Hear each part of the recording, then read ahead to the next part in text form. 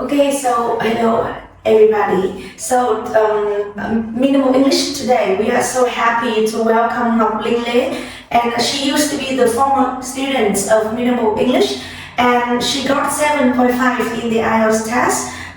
So today we will ask her several questions, but I'll talk into two parts. The first thing is about she will share about the scholarship experience, and she will share about the time management skill. So, Ngọc Linh, can you give a brief introduction about yourself? Yeah, so firstly, I just want to say thank you for inviting me here. It's been a very long time to come back, but I still feel very welcoming. So, just a short introduction of myself. So, my name is Linh, and I'm currently a second-year student, a sophomore at VinUni. And I used to be a student at VinUni English, and also after about nearly a year, I came back to be kind of the teaching assistant for Miss Mia here. And yeah, I hope that today I can share some tips that might be relevant to you. So very happy to be here. Yeah. Thank you for having you. It is a precious moment when I last saw you several years ago. Now, yes. So the next question, can you share with us about the benefits of getting 7.5 IELTS overall? Yeah. So for many high schoolers, it's very critical to have an IELTS degree because, first of all, you have to apply for a university, and many universities in Vietnam that requires a certain level of IELTS score. So back in the day when I was studying for IELTS and trying to get a score that I wanted to have, of course, that I was aiming for the university, and it requires about a minimum score of 6.5. But then when I go to university, I had a scholarship. I realized that the IELTS score is more than that. It's more than just a number. Because during the progress of studying for IELTS, you kind of increase your efficiencies in English, and it helps really a lot in communicating with foreigners, with people, with professors, and currently in the university. And also maybe that you don't really know a lot of vocabulary, however, the progress of studying it increase your confidence. And I think that's the most important thing when you reach out to anybody and you communicate your skills. So how about apart from VinUni, what are the necessary certifications or the level of English that other universities can ask for? Like when you get 7.5, so you can apply successfully not only from VinUni, but also other universities. Can you name some? Well, for first of all, international university in Vietnam in general, BUV or RMIT or VinUni, they all requires IELTS score. But also for how can I say MOET University? What traditional university like NU or FTU, they all requires IELTS score because all of its advanced program, which many of my friends are currently studying, they requires IELTS score in order to it's like a justification for your English ability in order to test whether you can study the program or not, because most of the program are in English. You're right, correct. Yeah. Because it reminds me of several students here. They got 6.5 or 7 in MOET related universities like Bách Khoa, Kinh tế Quốc dân, and so on, kind of new. But they had to come back to our class to learn. When there was the first year and the second year, because they can't totally understand what the lecturer says, because the lecturer says in English 100%, and the materials, the course books and the textbooks are totally written in English, and there's a lot of jargons and terminologies that they can understand. So they have to come back to the IELTS journey to aim for 7.5 at least. Well, so I think for me, until now, I have to study courses like financial accounting or economics. It's still pretty hard for me to grasp all the terms in the textbook. However, I think that by studying IELTS, it gives me the skill to self-study and to not afraid to read the textbook itself. So even though that I don't understand everything, however, I don't feel afraid to do research or to self-study it. Yeah, so I think that's another point, another benefit. Like because I majored in finance and banking, so when I really don't understand about the term, when thanks to self-studying, we can go to scholarly, we can go to good reads, we can ask for a lot of reliable sources that the students who are not good English cannot reach such kind of valuable materials, right? So the next question I want to ask. So reflecting back on your IELTS learning journey, how has this 7.5 IELTS certificate has assisted you in applying for scholarship like VinUni when you have 7.5? Like how many percent that you can gain from the scholarship if you have 7.5? I mean 7.5 or 8 kind of. I think that's a very hard question because the score, the IELTS score, don't really point out the specific percentage of scholarship you have. However, when you apply for VinUni, specifically, you have to send out your portfolio and then enter the interview round. And if the interviewer see the IELTS score on your portfolio, they don't really feel the need to test your English ability anymore. And then they will focus on your extracurricular activities aspect instead. So I think it's like a shortcut, to kind of bridge the gap between you and your desired scholarship you want. So IELTS certificate is not the only thing, the only requirement that they can ask for, but they have to see your extracurricular activities. It's a bare minimum kind of requirements. And if a person who don't have IELTS score, of course, it will be more difficult for them to reach the scholarship they want. So how about the students who just get 7? Just only 7? I know a lot of friends of mine who very common question. A lot of friends of mine. I was curious myself too when I back in freshman year. I asked a lot of friends like, how do you apply for VinUni? Because of course it's very competitive.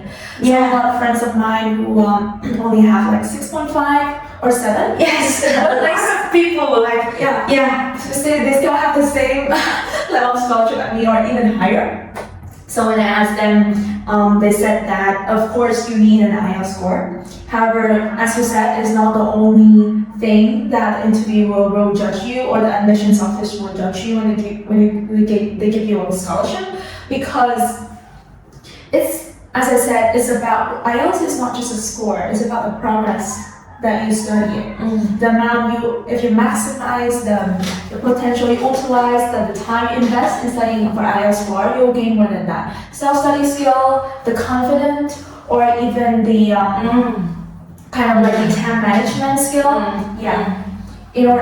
Those are the soft skills are needed in university, because if the IELTS score only stops at an IELTS score, then I don't think that you have utilized and you maximize the potential you gain when you study for IELTS. Yes, so it is so true that when we reach a higher certain level of English proficiency, we can reach out a lot of mindsets, a lot of modern mindsets that we can change, and we can sharpen our self-study skill, so we can learn the package video courses from Domestika, Udemy, Coursera, and so on. So I mean, we can reach our full potential, and IELTS certificate is just on the surface, but we have a lot of hidden benefits.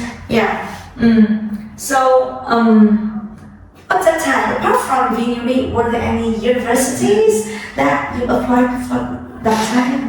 I still remember apart from university. I think we had this discussion before. So Of course, I don't put put all eggs in one basket. And a fun fact, like VinUni wasn't even my first choice at that time. So back in the day, I applied for only 2 universities, and my top choice was RMIT. So I aimed for the 100% scholarship of RMIT at that time. And I invest a lot of time, and they also at RMIT they also requires an IELTS score. So basically, studying for IELTS it opens the door for me for a lot of university. But back in the day, I was applying for only RMIT and also the university. So the 2 international universities in Vietnam, because I did not have the idea of studying abroad. And yeah, I think it's still a very good choice now. So what are, like when you compare to big universities like RMIT and VinUni, what are the pros and cons, or maybe the suitability of each university with each different student group? So the progress of me choosing a university was that first I look at the degree that I want. So I'm currently studying business administration, which is not, how can I say, unlike medical or engineering. Those are degrees that requires like a very high standard of curriculum in order to excel in that curriculum. But business administration is something that kind of human-oriented, connection-oriented, and I look for that when I choose a university.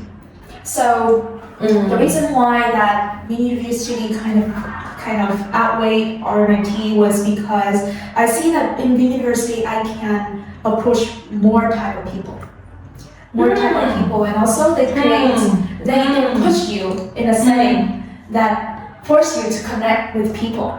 For example, in freshman year, all freshman year students are required to stay in the dorm for 1 year. And during that 1 year, you stay with 7 people from different colleges, like arts and science or engineering or medical culture.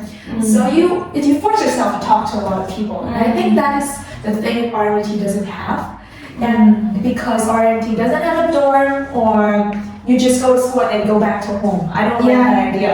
And they have been investing a lot of money into laboratory facilities for people to self-study and self-researching. Yes. So that's why I chose VinUni. I think it's still a very good choice, even though the school set very high standard for students. So it's pretty stressful. And in my opinion, if you want to be a business leader, we have to be sharpen the power to connect people. Because when you lead people, we have to understand and know people from different backgrounds and different fields, so that we can connect people from this, and this. Then we manage people so that we can build something, right? So VinUni has the competitive edge in helping those who have dreams to become leaders. They know how to connect people. And in English, we call it weak ties. Weak ties means các mối quan hệ lỏng lẻo. Weak ties means that we have a source of a wide range of people coming from different backgrounds. Maybe we are not so familiar to them, but sometimes we connect with them. We ask how are you? So can I help you? Can I connect people? Or do you have any problems that I can help you first? Yes. So if you want to open a company, you need a source of you need staff. So you have a connection with the HR, a headhunter, not the headhunter company, but a staff from the headhunter company. So she will give you a discount, and she will give you a source, so that you can hire people in a quicker, faster, and maybe more cost-efficient way when you have connections. But if you don't have connections, you have to just post on Facebook, post on something, post or ask from word of mouth whether are there any suitable candidates that want to apply for me. So it costs time. That's true. Okay, so now we will move to the part 2 section because like Ngọc Linh is very good at managing the time for professional and personal life. Like Ngọc Linh used to balance multitasking, like English learning, community-related activities, and personal hobbies. So the first one, I still remember the time when you just had nearly 1 month to take the IELTS test, but you repeatedly ask for the absence from class due to the community activities like the events, like you have to organize events, so you have to be an MC and so on. But I still remember at that time your reading skill was maybe 6.5. Yeah. But when you had the test, you nailed to 8. Yeah, 8 in reading. So, how can you share about the time management skill or prioritizing skill? Because I think that modern people nowadays they can encounter a lot of distractions. Yeah. A lot of distractions, or maybe they lack a lot of things, so they don't know how to prioritize things. Right. So you mentioned a keyword, priority. So I think time management skills, basically people have family, personal hobby, work, and also academic stuff on the plate, right? So for me, I think that it's a fact that you cannot balance everything every time. So for me, it's the key thing is that you should know, like for example, in 2 weeks, in a month or something, you know what to prioritize. So know what is for example, you invest 60. For me, during that 1 month, I divided into the first 2 weeks and the last 2 weeks. So the last, it was that in the last 2 weeks that I feel the stress getting an IELTS test. So during that 2 weeks, I invest like 80% of my time into IELTS. No extracurriculars, no communicating with people. But in the first 2 weeks, it was during a very hectic time of events and stuff. So IELTS only about 30%. I don't recommend that though. But the key is to know what to prioritize in the right time. Wow. Yeah. So you don't divide it into like 25%, 25%, 25%, 25%. Yeah. I don't think that's the key to balance things. Because things always happen when you don't expect it. You don't really foresee it. So know what to prioritize in that specific time. Yeah. I think that's the key thing though. But how you control your emotions, like when you are organizing an event, but you imagine that you have piles at home, I have homework at home. So you cannot be mindful of the present. So how can you control your emotions so that you can be consistent with the determined schedule? So I think that comes back to 2 points. First is the correct method to boost your motivation. And secondly, you have to know that the goal of doing this job, what is the goal? For me, so back that time, after those events, I feel very tired. I need time to recharge and I have a lot of IELTS homework to do. But then I know that for me personally, studying alone is pretty hard to keep my mood up. So I have a friend group to study IELTS with me. They boost me up, and that is a method of me recharging myself and at the same time gaining the motivation to do all this IELTS work because I can discuss it with my friends. So the key point is we have 2 kinds of motivation, internal and external, but we need both. Sometimes we are in the low mood. We have friends to be by our side to recharge our energy. Let's go with together. Teamwork, right? Yeah, for me that works. But for many people, they find better studying alone. So it really depends on the person. And secondly, I mentioned the fact of setting a goal. I know that if I have put a lot of time studying IELTS, and if I don't push myself a little bit more in this critical period of time, then I won't achieve the goal that I set at the very first beginning. So I know that it's the determination is is set by the fact that you know the importance of achieving this goal, because it defines the amount of scholarship that I have, and I have put a lot of month of effort into this. If I don't try at least in this period, then everything just falls apart.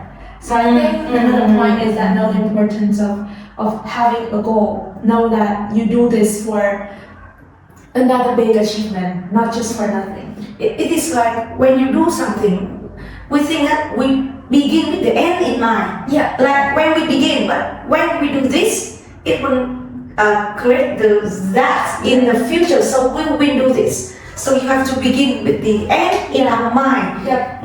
Because it's very hard to push yourself if you don't see the end goal. Yeah. Because you do this for what? For nothing. Then why bothering doing it? Yeah. Yeah. So we have to start with why. Yeah. Why we do this, and we visualize the favorable results that we can get, so we can do it. I think I call it result oriented. For many people, they focus on the progress. So as long as they're happy doing it, then it's fine. But I think that's again, it depends on people. But for me, I'm a result oriented person. So I always try to picture the end goal and the future that I can have if I achieve these small milestones.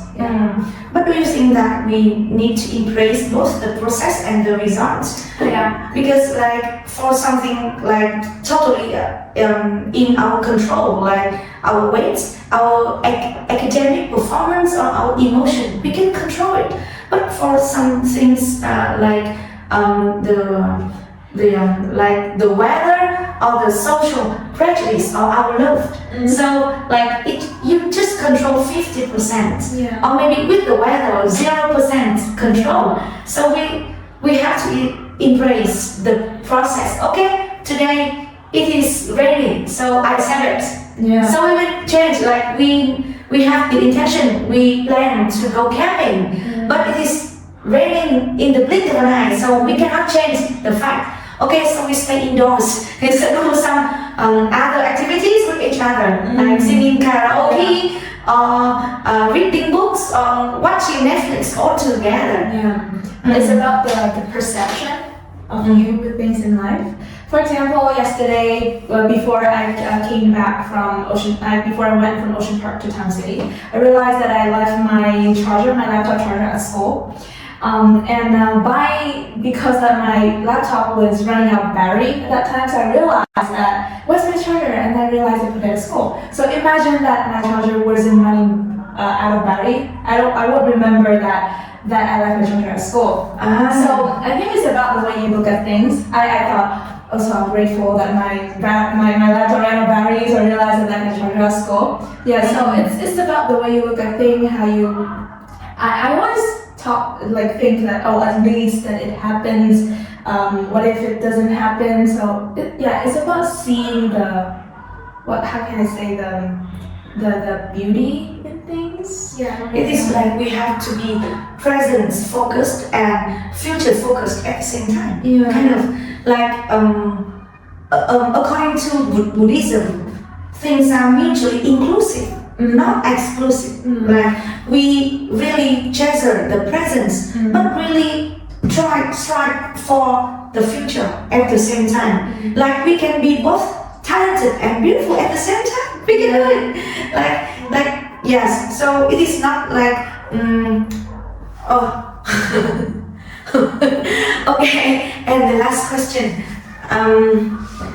Since you have been several youth clubs and you have opportunities to mingle with talented people, and I know you have a best friend whose IELTS score is 8.5. Yeah, I do. So what are the similar traits of successful people that we can learn from, or maybe we can learn from the traits, the similar or the same traits of successful people? I think I will have 2 points. So first is that the ability to not afraid to ask. The ability not afraid to ask. So a lot of my friends, or even older than me or younger than me, the people who always developing, always have self-growth, are the people who are not afraid to ask. because they don't afraid to hide the fact that they don't know things. Because they all have the mindset that we all start somewhere. Yeah. So a lot of people my age, I realize that they think that if they asked, then they would show their weakness. Yes. Yeah, but I think that if you don't ask, then how can you approach to different mindsets or a lot of different ways that people think? So yeah, the first thing is don't afraid to ask, because you ask, you get the answer, you constantly ask why until you're satisfied, and that's how you grow and you nurture your intellectual. The second point is that you're not afraid to help. I think you mentioned, I think we had the discussion before that you're not afraid to offer values to people first. Yes, we have to offer people first. Yeah, the keyword is first. First, Because when we offer values to people first, and I think that the people who are successful are the people who know that they should repay you some way. Yes, yeah. Because when you offer values to people first that you think that if you can know how to offer values to people, that's when you know what your values are. Yes, I think that's the keyword. Yes. Your two key points. The first thing is to don't be afraid to ask. Yeah. And the second thing, like, don't be afraid to help people first. Yeah. Because like when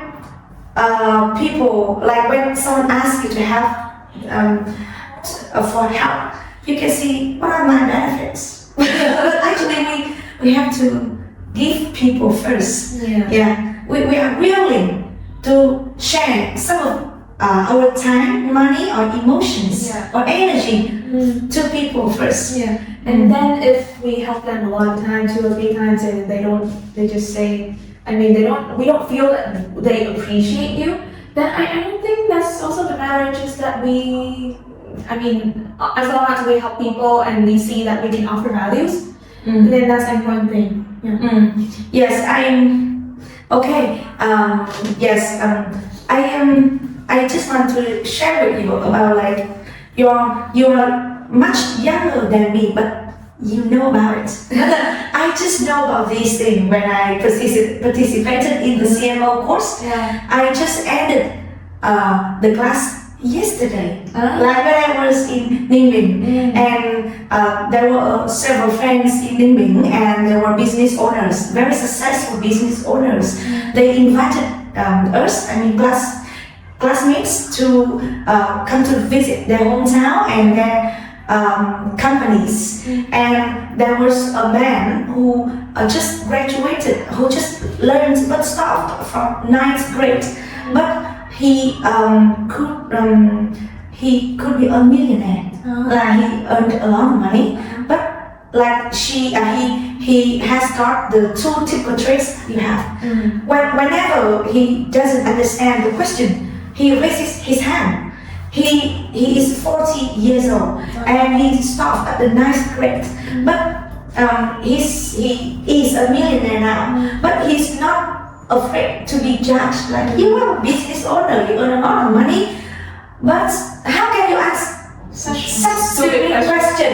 No, I'm not afraid. And he sometimes gives a speech about the success story, about his success story. Like, I just stopped at 9th grade, but now I have such a big business. So like me, I am a single mom, but I got married at the age of 18. I got a child at 18, but I was not afraid to share this.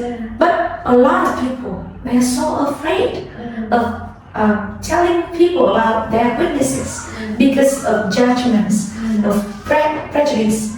But sometimes we have to share that we don't know this, so that we can, so that people, experts can help you. A lot of business owners here, in my class, they have a big loss this year. And whenever the teachers ask, what companies are willing to share on the board about the revenue, about the profit and loss of this year and the problems that you are encountering, so that I am an expert will help you to figure out what is happening here. a lot of people, they're very afraid to share this. But for braver ones, they give the very detailed numbers and figures so that not only the teachers himself, but also other successful classmates will give a very valuable piece of advice to change the business model, to optimize the human resource expenses, or to do something very cost-effective things.